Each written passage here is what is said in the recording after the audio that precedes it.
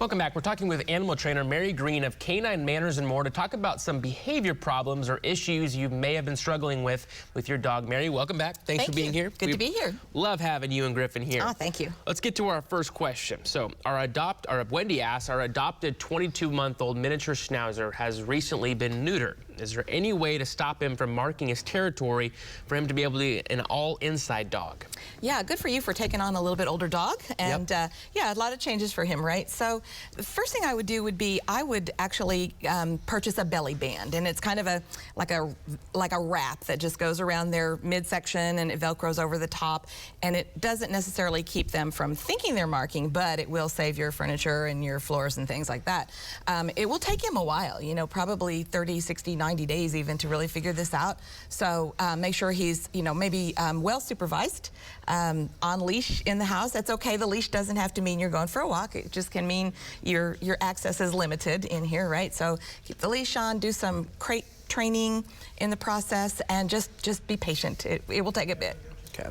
Speaking of walks, Sean asks, our 5-year-old dog is very reactive, but is unpredictable. During walks, he may be calm, aggressive, or just ignore people, and with other dogs, seems to want to fight them, but may also just ignore them.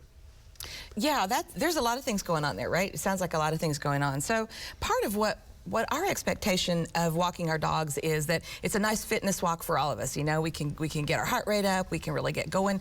The dog's expectation of a walk is, I'd really like to stop and sniff here. You know, there's all sorts of wonderful, interesting things to sniff, and I just need a break. So make sure that you're incorporating sniffing breaks in your walk, okay? And give the dog, you know, like a permission, so to speak, like, here, sniff here, this is probably interesting.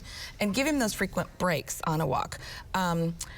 As far as, you know, hopefully that you're not encountering off-leash dogs, right? But that, unfortunately, happens a lot. In Tulsa. It does, I know. I experienced the same thing in Broken Arrow. But if you can train your dog to redirect to you, like to come around to you. We teach a loose dog drill, and we literally have the dog with their head kind of between our knees and their tail out that way, so that we're not coming face to face with other dogs. Okay. So you can do kind of a loose dog drill and practice for that. You can also carry some dog food with you, some kibble, which you can either use for your own dog to toss on the ground and say, hey, find that forage here, which gets their head down, which breaks eye contact with dogs and people.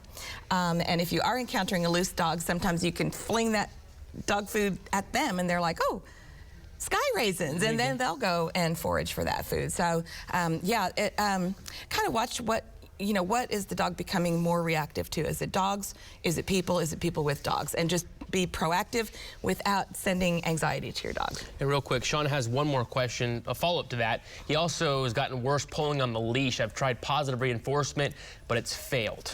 Probably an equipment change. Griffin wears an anti-pulling harness, and it is a front clipping harness. This one also happens to have 2 places where you can clip the leash on the front. He's showing us here on the front and the back, and you can kind of work it almost like reins, but it really will help with the pulling. So sometimes an anti-pulling harness. And then also, I think giving him the sniffing breaks will help make him have a happier walk. There you go. Yeah, dog walking is always a little interesting. Isn't it? That kind of wears me out sometimes, not gonna lie. I know. Well, thank you, Mary, for always being here. Now, if you have a question for Mary about training your dog, just send us an email at noonshow@griffin.news. Well, coming up, we head to the Air Comfort Solutions kitchen, where Oklahoma Joe's in town, and he's showing us how to do their World Championship pork butt. And after a cold start to this Tuesday across the Osage Casino Skycam network, that much-awaited warm-up is getting started. Aaron tells us how high we'll go.